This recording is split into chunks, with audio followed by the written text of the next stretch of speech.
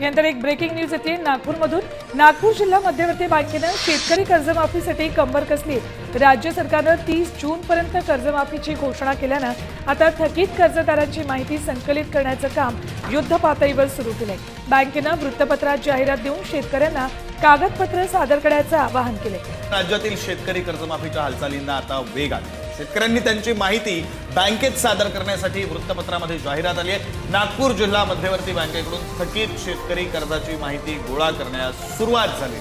बँकेच्या सर्व शाखांकडून कर्ज थकीत असलेल्या शेतकऱ्याचे कागदपत्र संकलित करण्याचं काम सुरू आहे। लवकरच सर्व माहिती सहकार विभागाकडे सादर केली जाईल।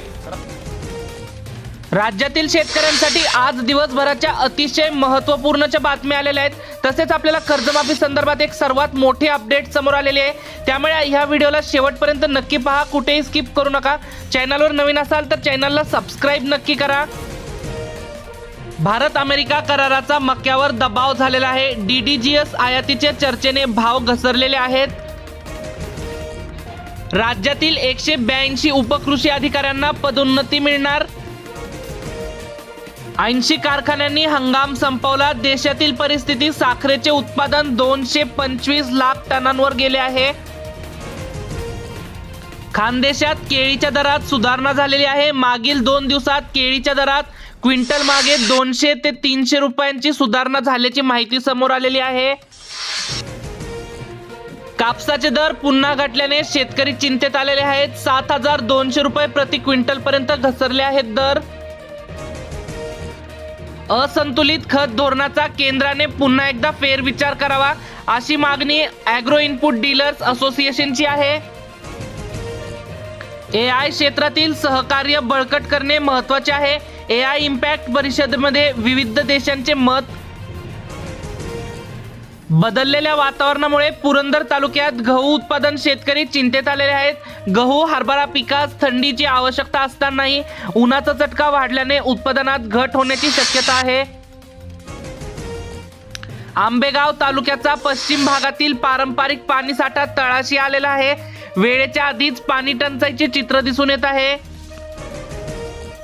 छत्रपती संभाजीनगर ते जळगाव महामार्गावर 24 तासात 2 अपघात झाल्याचं चित्र दिसून येत आहे। एकाचा मृत्यू तर 3 जण जखमी आहेत। मक्याला कमी भाव मिळाला, शेतकऱ्यांचा बाजार समिती सचिवांना घेराव। वैजापुरातील प्रकार, लिलावात दुजाभाव केल्याचा आरोप शेतकऱ्यांनी केलेला आहे।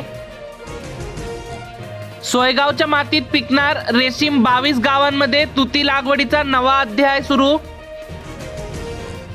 मधमाशांअभावी कांदा पिकाच्या बीज उत्पादनावर विपरीत परिणाम होत आहे। 40% घट होण्याची भीती शेतकऱ्यांनी व्यक्त केलेली आहे। शेतकरी संकटात सापडले आहे। कीटकनाशकांचा अतिवापर नडलेला आहे।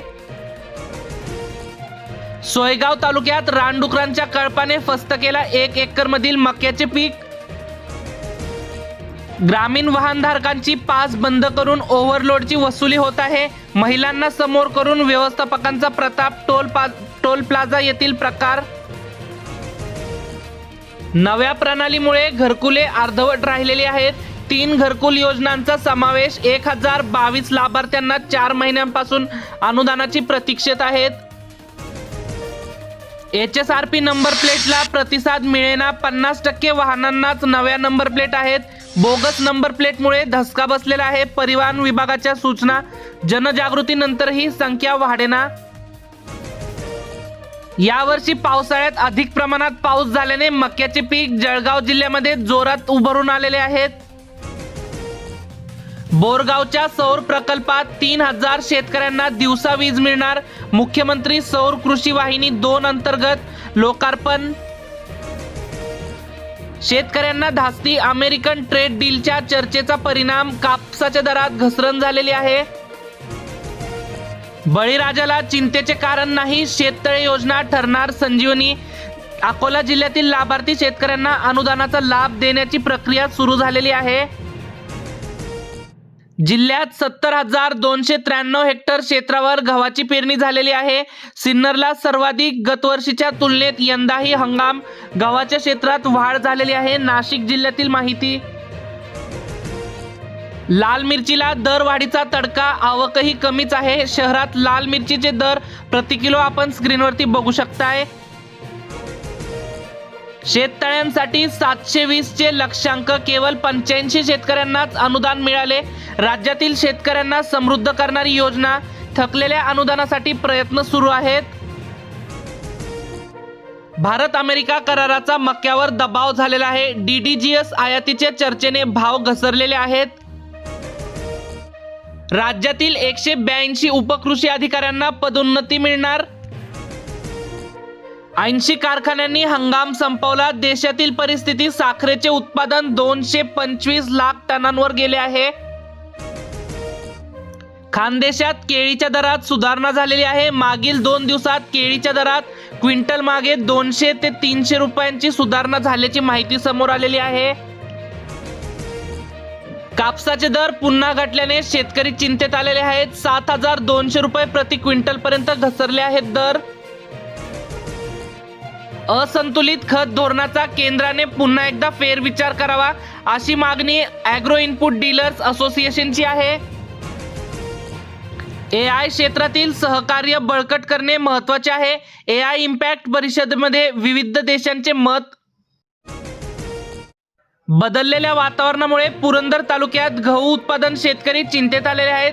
गहू, हरभरा पिकास थंडीची आवश्यकता असतानाही उन्हाचा चटका वाढल्याने उत्पादनात घट होण्याची शक्यता आहे.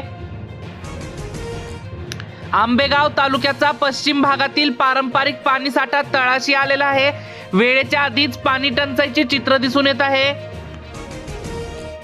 छत्रपती संभाजीनगर ते जळगाव महामार्गावर 24 तासात 2 अपघात झाल्याचं चित्र दिसून येत आहे. एकाचा मृत्यू तर 3 जण जखमी आहेत. मक्याला कमी भाव मिळाला. शेतकऱ्यांचा बाजार समिती सचिवांना घेराव. वैजापुरातील प्रकार, लिलावात दुजाभाव केल्याचा आरोप शेतकऱ्यांनी केलेला आहे. सोयगावच्या मातीत पिकणार रेशीम. 22 गावांमध्ये तुती लागवडीचा नवा अध्याय सुरू. मधमाशांअभावी कांदा पिकाच्या बीज उत्पादनावर विपरीत परिणाम होत आहे. 40% घट होण्याची भीती शेतकऱ्यांनी व्यक्त केलेली आहे. शेतकरी संकटात सापडले आहे. कीटकनाशकांचा अतिवापर नडलेला आहे. सोयगाव तालुक्यात रानडुकरांच्या कळपाने फस्त केला 1 एकर मधील मक्याचे पीक. ग्रामीण वाहनधारकांची पास बंद करून ओव्हरलोडची वसुली होत आहे. महिलांना समोर करून व्यवस्थापकांचा प्रताप. टोल प्लाझा येथील प्रकार. नव्या प्रणालीमुळे घरकुले अर्धवट राहिलेली आहेत. 3 घरकुल योजनांचा समावेश. 1022 लाभार्थ्यांना 4 महिन्यांपासून अनुदानाची प्रतीक्षेत आहेत. HSRP नंबर प्लेटला प्रतिसाद मिळेना. 50% वाहनांनाच नव्या नंबर प्लेट आहेत. बोगस नंबर प्लेटमुळे धसका बसलेला आहे. परिवहन विभागाच्या सूचना.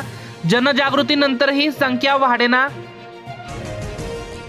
यावर्षी पावसाळ्यात अधिक प्रमाणात पाऊस झाल्याने मक्याचे पीक जळगाव जिल्ह्यामध्ये जोरात उभरून आलेले आहेत. बोरगावच्या सौर प्रकल्पात 3000 शेतकऱ्यांना दिवसा वीज मिळणार.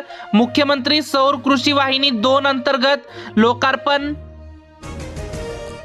शेतकऱ्यांना धास्ती. अमेरिकन ट्रेड डीलच्या चर्चेचा परिणाम. कापसाच्या दरात घसरण झालेली आहे.